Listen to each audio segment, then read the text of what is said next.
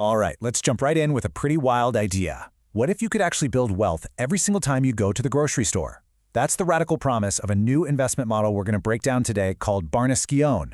It claims it can turn your everyday spending into a personal fortune. So how on earth does that actually work? Let's get into it. I mean, really think about that for a second. For most of us, spending is a one-way street, right? Money goes out, we get something, and that's the end of the story. Well, this model wants to completely flip that on its head. And we're not just talking about getting a few rewards points or some cash back. This is about turning your consumption into direct ownership of the very assets that produce the things you buy. And look, the people behind this are incredibly direct about it. They're not trying to sell you a product. They're offering you a piece of the entire machine that makes the product.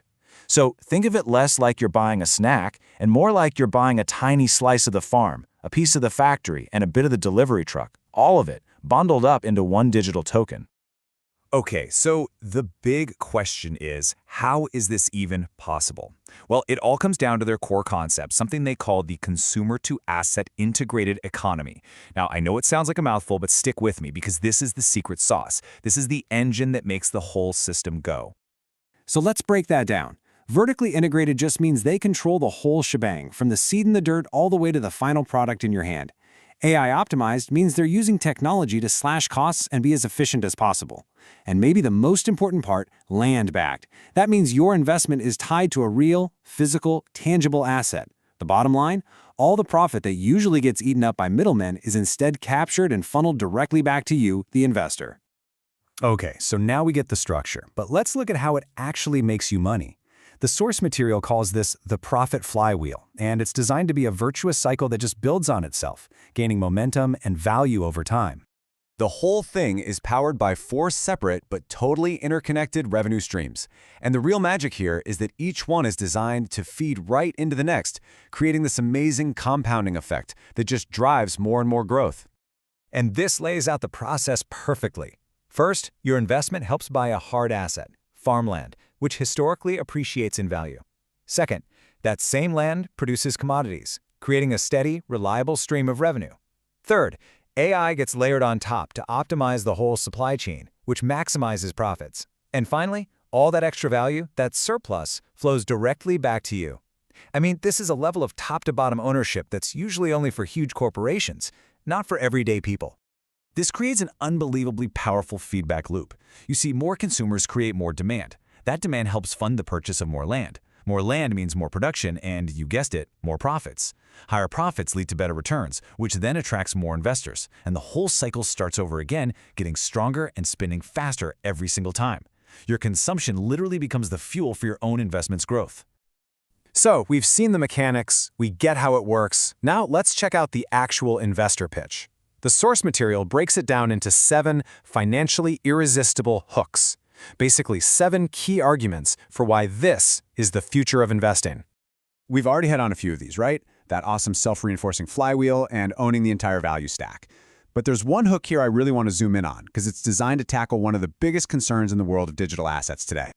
And here it is. They make a crystal clear distinction. This is not speculative crypto. In a world where so many digital assets seem to be backed by nothing more than pure hype, Barneskeown is drawing a hard line in the sand. They're tying their value to something real. And here's the side-by-side. The whole argument is that because these tokens are backed by productive farmland and their value is driven by actual consumer demand for real products, it fundamentally changes the game. According to the source, this creates a much more grounded and stable alternative to the insane volatility we see in a lot of traditional crypto. It just changes the whole risk profile. Of course, for any investment, there's always the million-dollar question. How do you get your money out?